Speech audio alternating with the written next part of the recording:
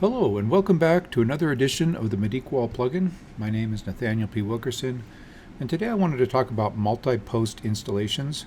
So most situations, when you're making decks and what have you, you're going to put down probably 2, 3, maybe 4 posts. And if you use the regular post tool like I've just done, you'll notice that each one of these posts is an independent assembly.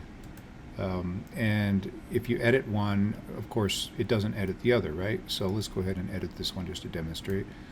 Let's just go something simple here. We'll change this to 112, and you'll notice, it doesn't affect any of these other posts.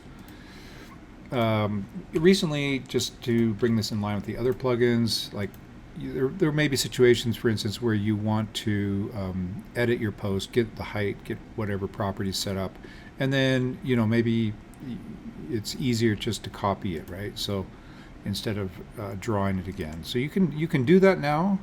But one thing to be aware is if you do this, if you go ahead and edit one of these, basically the plugin doesn't like it. So what you want to do after you do that is you'll notice that you have 3 groups in the model. So you want to regen these other posts.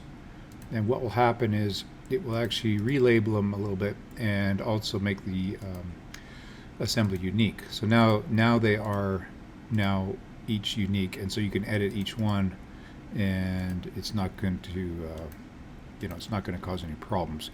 So like for instance, let's go here in 8x8. Right. Okay. So just a couple things to be aware of. If you use the regular post tool, laying down posts, they are all independent assemblies.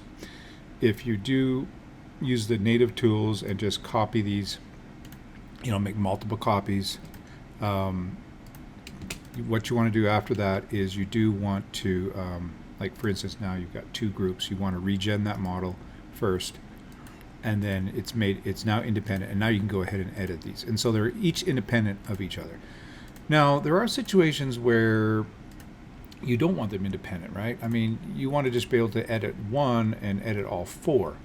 So there is actually a way to do that, but you basically have to make it into a component.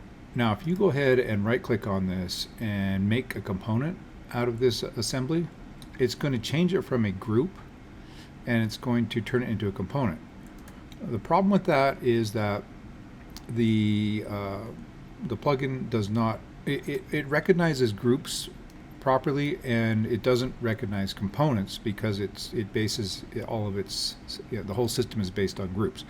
So, but there is a workaround for that.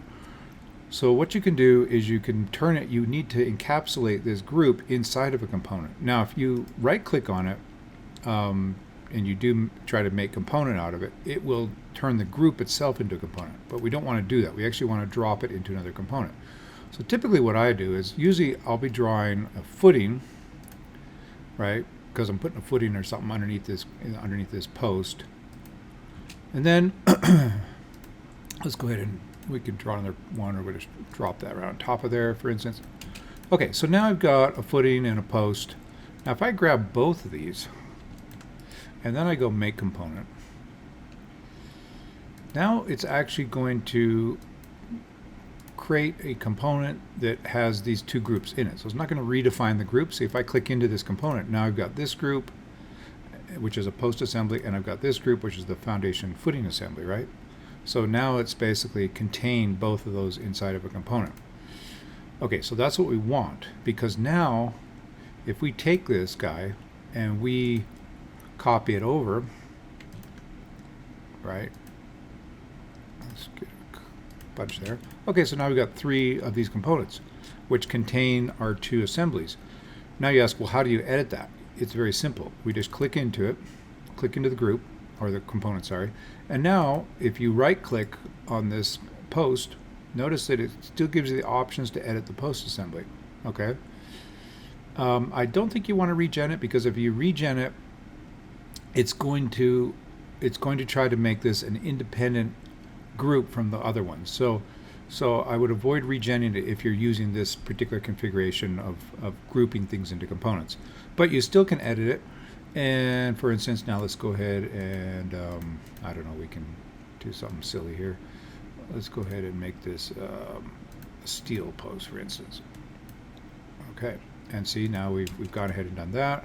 And then let's see, I'm going to click in here and I'm going to edit this footing, and let's make it, let's say, I don't know, 36 instead of 30. Go ahead and click update on that, and you can see that it's now, it basically updates all three of them. So all three components are linked, and the groups or assemblies that are within them still can be accessed. You just click into the component and you can access, you can edit the whatever you have in here. So something to be aware of. I think that makes it possible, where you have a lot of post assemblies with a footing, for instance. You can make them all components like that, and it makes it really nice and easy to edit that. Sometimes you may not have you just want to have the post in there.